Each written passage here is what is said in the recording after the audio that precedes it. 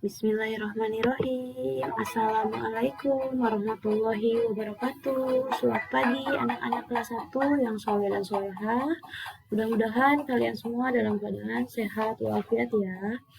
Baik, hari ini hari Rabu tanggal 7 April tahun 2021. Kita masih belajar di tema 7 ya, benda, hewan, dan tanaman di sekitarku. Di subtema 4, subtema terakhir, bentuk, warna, ukuran, dan permukaan benda. Di pertemuan sebelumnya, kita sudah belajar bentuk, warna, dan ukuran benda ya. Insya Allah, hari ini kita akan belajar tentang permukaan benda ya. Nah, pastikan kalian sudah sarapan ya. Kemudian silakan duduk dalam keadaan duduk yang sempurna, tegak ya. Kemudian siapkan buku dan alat tulisnya. Mari kita bersama mengucapkan basmalah untuk memulai pembelajaran hari ini. Bismillahirrahmanirrahim.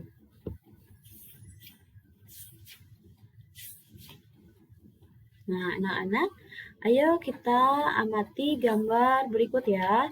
Ini ada gambar Edo, Udin, Lani, dan Siti ya. Nah, Lani dan Siti sedang bermain seluncur. Lani dan Siti dapat meluncur dengan baik. Permukaan papan seluncur itu halus ya. Nah, sedangkan Edo dan Beni sedang bermain pasir. Mereka membuat berbagai bentuk dari pasir. Permukaan pasir itu kasar. Permukaan benda itu ada yang kasar, ada juga yang halus. Nah, kita perhatikan yuk. Kalau perbedaan kasar dan halus itu seperti apa ya? Kita lanjut ya.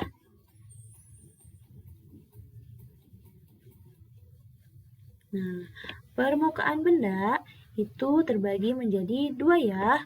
Ada yang halus, ada yang kasar. Permukaan benda halus adalah suatu benda yang bidang permukaannya rata dan mulus atau tidak berpola sehingga kalau disentuh itu terasa licin, lembut, dan halus. Ya, contohnya adalah, nah ini ada makhluk hidup ya, adalah kelinci. Ada yang sudah pernah pegang bulu kelinci? Nah, bulu kelinci memiliki permukaan yang lembut dan halus ya. Kemudian selain kelinci ada selimut. Nah, selimut juga adalah benda yang memiliki permukaan halus dan lembut ya. Kemudian ada juga kaca atau cermin. Nah, kaca atau cermin ini tidak memiliki pola ya, maka akan terasa licin dan halus. Nah, selain kelinci, selimut, dan kaca, ada juga kertas. Nah, kertas ini yang selalu kita gunakan sehari-hari untuk belajar ya. Ini adalah benda yang memiliki permukaan licin dan halus ya. Kemudian, selain ada permukaan benda halus, ada juga permukaan benda kasar. Nah, permukaan benda kasar adalah suatu benda yang bidang permukaannya tidak rata dan membentuk pola-pola tertentu sehingga kalau disentuh terasa kesat, bergerigi atau bergelombang ya, juga terasa kasar. Contoh bendanya adalah ada karet, kemudian roda, kemudian ada pasir dan bola basket. Nah, ini adalah contoh-contoh benda yang memiliki bidang permukaan yang kasar ya, karena tidak halus dan tidak lembut, juga tidak licin ya. Nah, kita lanjut. Nah, tadi sudah belajar tentang mengetahui permukaan benda kasar dan halus. Di sini ada pasir. Tadi pasir adalah contoh benda yang memiliki permukaan yang kasar. Pasir ini dapat dimanfaatkan loh. Salah satunya untuk membuat kerajinan lukisan dari pasir. Nah, kalau kalian membuat ini sama seperti melukis biasa, kalian harus membuat dulu sketsa gambarnya, kemudian ditempelkannya dengan pasir ya, dihiasnya, diberi warnanya dengan pasir yang sudah diwarnai atau pasir warna. Kemudian selain ada pasir, ada juga karet ya. Nah, karet ini adalah benda yang melentur ya. Karet ini ada yang lentur, ada juga yang kaku. Jika lentur, ciri-cirinya dapat ditarik. Nah, kalau karet gelang yang mungkin kalian suka lihat di rumah habis beli nasi kuning nih, misalnya ada karetnya. Nah, ketika kalian mainkan itu lentur, bisa ditarik ya. Ada juga karet yang tidak dapat ditarik ya. Nah, contohnya seperti apa? Karet ban motor itu tidak bisa kalian tarik, itu kaku ya. Nah, sedangkan karet itu digunakannya biasanya untuk mengikat. Selain untuk mengikat juga bisa digunakan untuk membuat kerajinan. Nah, seperti ini ya kerajinan dari karet. Nah, selain pasir dan karet, benda yang memiliki permukaan kasar yang bisa dibuat kerajinan ada juga kertas ya. Nah, kertas origami ini bisa digunakan untuk membuat kerajinan. Contohnya ini nih, kerajinan berbentuk hewan ya, dilipat, bisa ya, dibentuk menjadi segitiga, pesawat, perahu, dan sebagainya ya. Nah, tumpukan kertas yang ditulis, kemudian disusun juga bisa menjadi buku. Nah, seperti yang dilakukan oleh Siti. Nah, Siti ini anak yang gemar membaca ya. Nah, hari ini ceritanya Siti itu akan merapikan kamarnya ya. Siti itu anak yang rajin. Dia hampir setiap hari merapikan kamarnya ya. Begitupun kalian ya, Bu. Ibu harapkan kalian selalu membantu ayah ibunya untuk belajar merapikan kamarnya. Nah, hari ini Siti ingin merapikan bukunya. Ada banyak buku yang sudah tidak dipakai lagi. Siti ingin menyumbangkan kepada orang lain. Nah, caranya Siti memisahkan buku yang akan disumbangkan untuk orang lain dengan buku yang masih dibaca ya. Nah, ayo kita bantu Siti ya. Nah, di sini ada soal, kita bantu Siti. Siti setelah mengumpulkan buku, ia memiliki 43 buku. Nah, Siti ingin menyumbangkan 21 buah buku. Ada berapa buku Siti yang tersisa? Nah, ketika ada kata berapa, berarti ini adalah pertanyaan ya.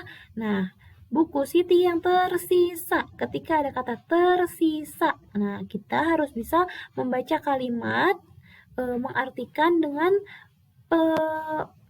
kalimat matematika. Kalau ada kata tersisa berarti yaitu semakin berkurang ya, berarti menggunakan pengurangan. Nah, penyelesaiannya adalah boleh dituliskan ya kalimat matematikanya 43 kurang karena tadi ditanyakannya tersisa ya, dikurang 21. Ini cara ke samping. Boleh juga menggunakan cara ke bawah ya. 43 dikurangi 21. Ketika menggunakan cara ke bawah, ingat cara penulisannya harus sejajar. Puluhan dengan puluhan ya, 40-an sejajar dengan 20-an. 3 satuan sejajar dengan 1 satuan ya. Nah, baik, kita coba ya berhitungnya. Di sini ada gambar untuk membantu kalian membedakan puluhan dan satuan. Puluhan diberi warna hijau, sedangkan satuan diberi warna merah muda ya. Nah, ada berapa puluhan ceritanya? Buku Siti. 1, 2, 3, 4, 5, 6, 7, 8, 9, 10. 10, 20, 30, 40. 40 dan 3 satuan buku Siti ya. Nah, sebanyak 43 ini kemudian 21 buku Siti akan disumbangkan. Nah, ketika kita mengerjakan perhitungan pengurangan, baik pengurangan maupun penjumlahan, kita harus mulai dari paling belakang, dari satuan ya. Nah, jangan dari depan, harus dari belakang ya. Nah, 3 dikurangi 1 sama dengan, nah, di sini ya, 3 satuan ketika dikurangi 1 sisanya adalah 2 ya. Jadi tulis lagi 2 sejajar dengan satuan. Jangan di sini ya, harus sejajar lagi dengan satuan. Nah, ketika sudah selesai dengan perhitungan satuan, kita pindah ke puluhan. Nah, 40-an dikurangi 20-an adalah, kita bantu ya. Tadi ini ada 40 dikurangi 20. Sisanya adalah 20 puluhan ya, ditulis sejajar dengan puluhan. Nah, nanti sama ketika cara ke bawah ataupun ke samping, ketika ditulis atau dihitung seperti itu ya. Nah, setelah selesai, nah ketika dibaca harus tetap dari depan 22 ya. Jangan 20-an, jangan dari belakang kalau dibacanya ya, tetap harus dari depan 22. Nah, jadi setelah kita membantu Siti, buku Siti yang tersisa adalah 43 dikurangi 21 adalah 22 ya. Nah, begitu. Kita lanjut ya. Nah, anak-anak, kita juga akan belajar ciri dan kegunaan yang berkaitan dengan bahan benda ya. Nah, benda itu memiliki ciri dan kegunaan yang berbeda-beda. Ciri dan kegunaan benda berkaitan dengan bahan bendanya. Ada benda yang terbuat dari karet, ada yang terbuat dari kaca atau kertas. Ada juga benda yang terbuat dari kayu, logam, kain atau plastik ya. Itu berbeda-beda ya anak-anak. Tidak mungkin benda yang terbuat dari kaca digunakan untuk mengikat plastik, tidak mungkin ya, karena sifatnya, cirinya juga berbeda ya. Nah, contohnya di sini nih ada gambar sepeda, ada tempat dudukannya terbuat dari plastik, rodanya terbuat dari karet, pegangannya terbuat dari logam. Kalau rodanya terbuat dari plastik, mungkin cepat kempes ya, apalagi kalau terbuat dari logam, bukan bisa berputar, itu terasanya bergeribi, nanti bergeraknya seperti tidak mulus ya. Begitupun kalau misalnya pegangannya ini terbuat dari plastik, tidak akan kuat ya, pasti akan cepat potong. Apalagi misalnya plastik-plastik yang seperti untuk dibungkus, tidak akan bisa untuk pegangan sepeda ya. Nah, kita lanjut ya. Nah, anak-anak, ini adalah barang-barang yang ada di sekitar kita. Ada botol, panci, kursi, ayunan, dan selimut. Nah, botol ini terbuat dari apa ya? Plastik ya. Nah, botol ini terbuat dari plastik. Nah, kalau misalnya botol ini terbuat dari besi, kira-kira kita bisa nggak pegangnya? Kalau misalnya dikasih air panas. Nah, belum tentu bisa langsung dipegang ya. Maksudnya kalau botol ini terbuat dari besi, pasti berat gitu ya, kemudian panas sekali ya. Nah, begitupun dengan panci.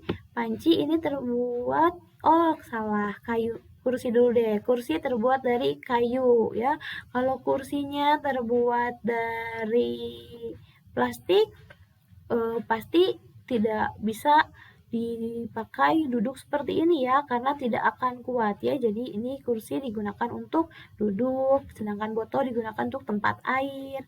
Nah, di sini ada ayunan. Nah, ayunan ini digunakan untuk bermain ya, dibuatnya dari logam atau besi ya. Kenapa? Karena agar kuat ya. Kalau dibuatnya dari selimut tidak akan kuat berdiri seperti ini ya. Dibuatnya dari kain atau misalnya karet, tidak akan sekuat ini. Kemudian ada panci. Panci juga terbuat dari logam, biasanya digunakan untuk memasak ya. Ada selimut nih yang terbuat dari kain ya. Nah, ini adalah benda-benda di sekitar kita yang digunakan oleh kita yang terbuat dari bahan-bahan seperti plastik, kayu, logam, dan kain. Juga masih banyak lagi ya benda-benda di sekitar kita. Nah, sekarang ketika kita sedang bermain di taman, biasanya main ayunan nih, ada aturannya ya. Kita lihat nih contohnya. Ini adalah perbuatan yang benar karena anak perempuan ini bermain ayunan dengan posisi duduk dan tidak terlalu kencang, jadi tidak berbahaya. Berbeda dengan yang di bawah. Ini adalah perbuatan yang salah karena anak laki-lakinya bermain terlalu kencang dan dia tidak melihat di depannya ada temannya yang sedang berdiri, dapat menyebabkan kecelakaan. Begitu ya. Nah, sekian pembelajaran dari Bu Fitri hari ini. Mudah-mudahan bermanfaat dan bisa membantu kalian. Tetap semangat ya belajarnya. Kemudian tetap jaga kesehatan. Salam untuk orang tua kalian. Assalamualaikum warahmatullahi wabarakatuh.